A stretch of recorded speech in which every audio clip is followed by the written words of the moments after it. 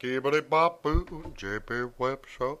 Skibbity bop boo, JB Web Show. Skibbity bop boo, skibbity bow, skibbity bop boo, bibbity bow.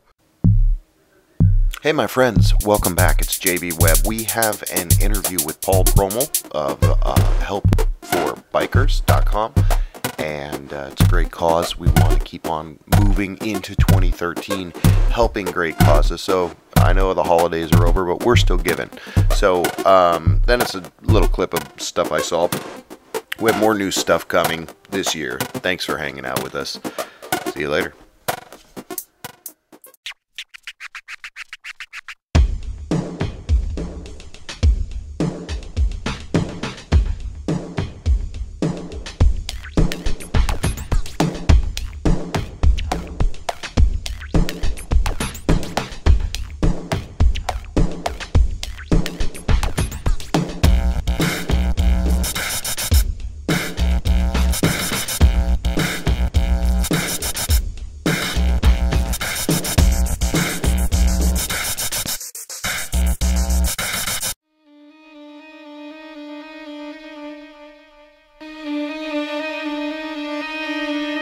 Hey, what's up, ladies and gentlemen? Welcome back. I am JB Webb, your host of WJBW. We are the innovative show that goes out and interviews regular, everyday people. They've got a great cause. They've got some talent of some kind, and we want to help promote it.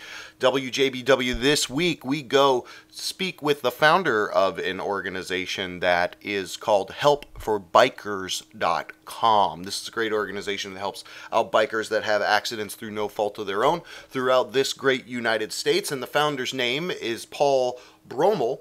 And Paul's on the line with us. Paul, how you doing today, bud? I'm pretty good, JD. How are you? Thanks, man. I'm doing okay, dealing with new stuff coming at you all the time. But anyway, let's get to helpforbikers.com because you got a real cool origin story, and I'm also interested to find out a little bit more as far as how you're helping the bikers when they get into accidents and things like that. And you and I kind of have been working to hook this interview up for a while, so maybe you could elaborate or speak to those couple of points there. Well, 3 years ago, I was involved in a motorcycle accident. I had a drunk driver pull out in front of me, and I T-boned him. I flew 30 feet through the air. Yeah, I was 27 years old, just bought a brand new Harley. My first Harley-Davidson, $30,000 motorcycle. And this guy decided he wanted to go out and have a couple drinks, and made a left turn in front of me. And that's how we got started. Yeah, I'm sorry, the accident. So what was the outcome there? I mean, obviously you were okay, but what had happened initially to you? Well, yeah. The guy had 5 charges against him. He saw 3 months in jail, and I ended up with a broken neck and a broken back. And he got 3 months in jail and got to pretty much have 3 squares a day and a nice cot to sleep on. Where I was in a neck brace, and I will deal with the rest of the repercussions forever. Oh, man, that's tragic. And so was it during the time that you were getting better or convalescing that you kind of came up with this concept, or speak to that a little bit, please? Yeah, I got tired of sitting at home. So I started looking around and thinking, is there any assistance for riders? Is there anything that their families can get? Well, the only thing that I found was assistance when you passed away. Other than that, there was nothing. So I started Help for Bikers to help pay household expenses for families in the rider. Because there's nothing like, on a Sunday, mom and the kids are, hanging out, doing whatever. Dad wants to get away for a little bit. Next thing you know, Dad doesn't come home. Or mom gets the phone call that Dad's in the hospital because somebody turned left in front of him. Somebody hit their brakes too hard. So what I wanted to do was to start an organization to help them be able to make sure that they had something to fall back on, something to pay their house payments, something to pay their car payments, things like that. And within my first month on Facebook, it took off. We did 1,200 new visitors. Wow. And I couldn't imagine the response. Within my first month, I did 1,200 new visitors, and I did my first magazine article. And it just blew me away. So I just kept rolling with it and started promoting it and producing it and kind of getting everything nice and tight to where when it was ready to launch, it was just a full-on 100-mile-an-hour let's ride. Right, exactly. It sounds like driving a motorcycle, right? So anyway, but speaking of that, we're in Florida. That's where we broadcast out of, and this is a great state to ride a motorcycle in, just period, almost all year round. But for people who may be just finding out about helpforbikers.com, is that website there the best way for them to get in touch with you, or there's email contact there, Facebook, or what method do you prefer? Where would you suggest people go initially? Well, in the next month, the best way is going to be to go to helpforbikers.com. They're going to be able to buy a multitude of merchandise. They will also be able to donate through that. Okay. And through their donations and through their merchandise, what I want to be able to do is for somebody to email me and say, I need help. I have a standard form that they fill out. They ship me the form back, and I want to be able to say, here you go, within 2 weeks, hand them a check to help them out. Well, that's impressive. That's like I said, we have grown so much that this thing has gotten bigger than I could imagine, and it got big so fast that I couldn't keep up with it. We have a website with just a guest book right now. Last year, just that guest book did 220,000 views in 100 countries around the world. Wow, that's a lot. This year, in 2013, we are already on track to break 1 million hits in more than 100 countries around the world. That's really impressive. We definitely wish for your continued success and growth. And I noticed you got a lot of great backing, it seems. Bubba Love Sponge, I think I saw that. Foundation, you got a little support there. But what I think is really interesting is to find out if you ever run across people that are, maybe trying to pull a fast one on you, or for however long you've been doing this. Have you ever run into that, or you find everybody's pretty much on the level whenever they reach out to helpforbikers.com? Typically, so far, I haven't had anything like that. The people that do contact me, when you talk to them, you can pretty much get a judge on where their stories are going to go. Most of the people that I have talked to, their stories are right on the money. Things like that are fairly easy to call out. Yeah, I mean, besides that, last thing you should do is try to scam a biker, right? Right. Of course. Of course. Especially a guy like me, 6'6", bald, tattoos, earrings. Yeah, the last thing you want to do. Yeah, no, that's cool. And that's an interesting story.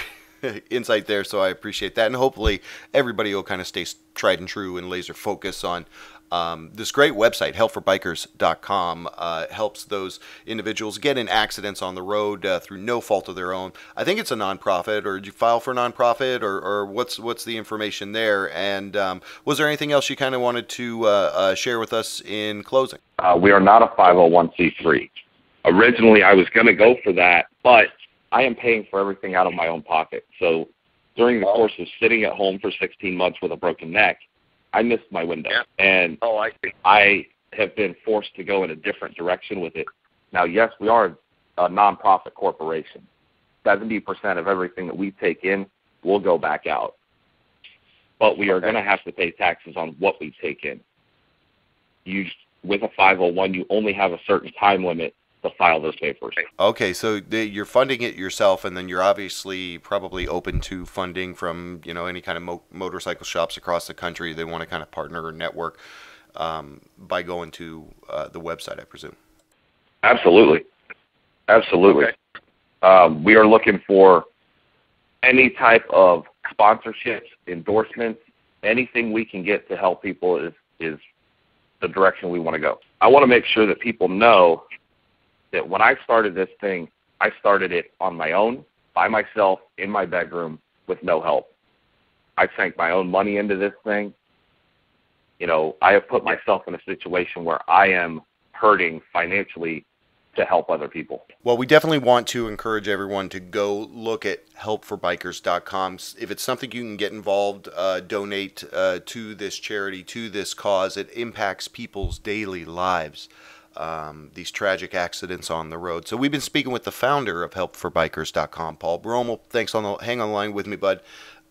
You are participating in WJBW, the social experiment. I don't know. We're just making it all up as we go along, man. And thanks for riding along. We'll talk with you soon. Cheers.